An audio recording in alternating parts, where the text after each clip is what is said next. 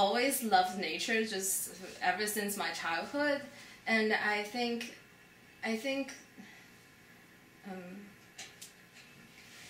well, I've seen a lot of environmental activism, like both back in China and in the United States, and I really think they do have a lot of results. I think I want to do something about like people's minds, what they really think about nature, and I hope they will one day like just from their hearts think they should love nature and they should just be a like a happy, also a kind part of it, rather than just taking everything out of it and just like trying to like benefit ourselves.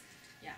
I guess coming in, I always like was kind of prepared for a liberal kind of climate, but I guess the extent of the liberalness was a surprise to me.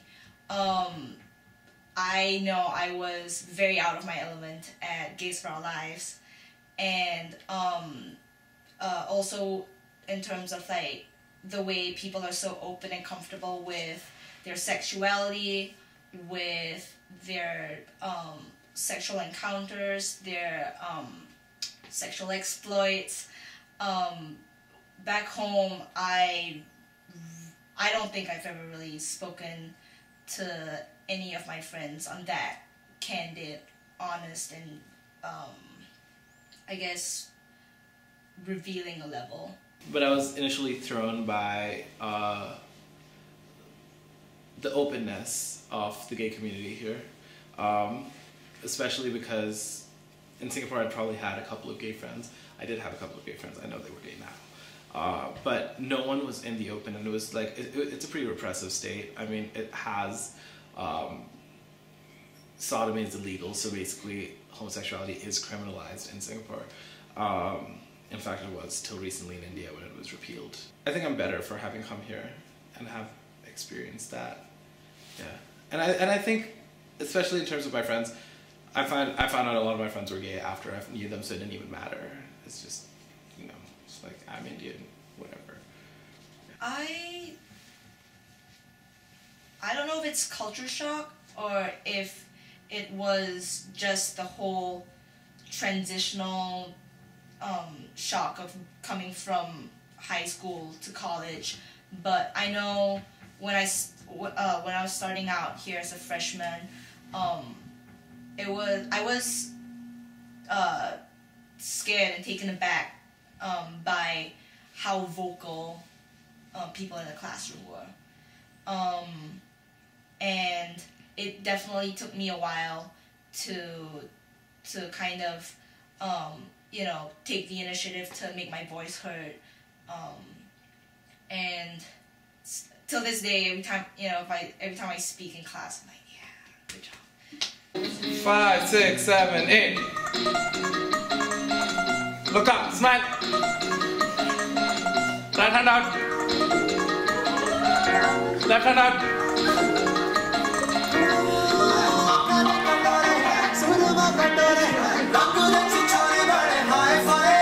Left lunge.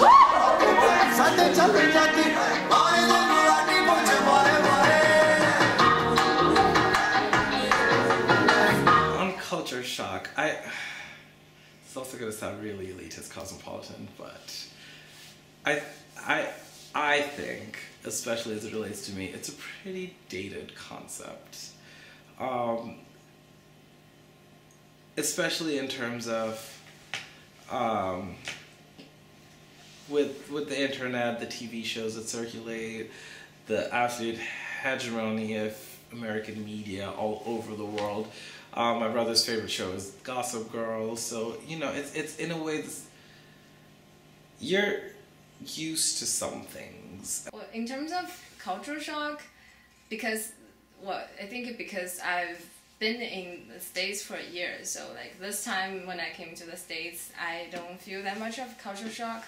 But I think in the first place, nowadays in this world, I think in most of the countries, their life is pretty much the same. They wear like similar clothes, watch TV channels, and like go to banks and yeah, to go to the supermarkets, they're like people's lives are very similar. What makes me uncomfortable with Vassar? So I think after 4 years you get used to everything, but thinking back to freshman year, I remember the first time I went to the mug, I was just not getting it, because there were this bunch of drunk people throwing themselves at each other. Clearly not very many people knew who they were throwing themselves at, but it didn't seem to matter, and I don't think I got it. I still don't think I necessarily get it, but I'm less surprised by it. In fact, I'm not surprised at all by it. I think the one awkward social experience for me was one time when I went to a party, and I was lost. I really didn't know what to do there, because all I see is, well, I mean, I could dance, but I think dancing only works for like 5 minutes.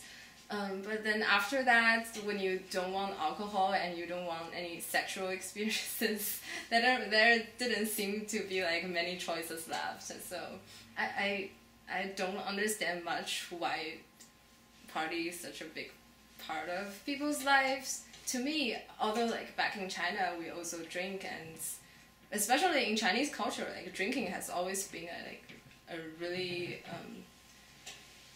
really big thing, and it's a big part of a social life as well. But I just don't think it's necessary that people get drunk a lot. I think it's just a way to like have a little drink and have fun with your friends. That's it. Yeah. I wasn't familiar with the concept of pre-gaming until I got here.